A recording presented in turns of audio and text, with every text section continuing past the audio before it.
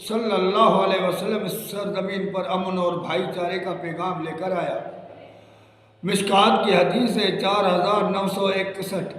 حضرت انس رضی اللہ تعالیٰ عنہ فرماتا ہے کہ اللہ کے رسول نے فرمایا، والذی نفسی بیدہ لا یؤمن احد حتی یحب لأخیہ ما یحب لنفسہ۔ مجھے قسم ہے اس ذات کی جس کے ہاتھ میں محمد صلی اللہ علیہ وسلم کی جان ہے، تم تب تک مومن نہیں بن سکو گے جب تک تم وہ پسند نہیں کرو گے جو تیرا نفس پسند کرتا ہے، وہ اپنے بھائی کے لیے پسند نہیں کرو گے۔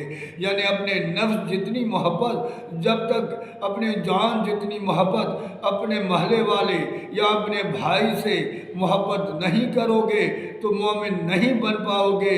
اگر مومن نہیں بن پاؤ گے تو جنت میں تمہارا جانا مشکل ہو جائے گا۔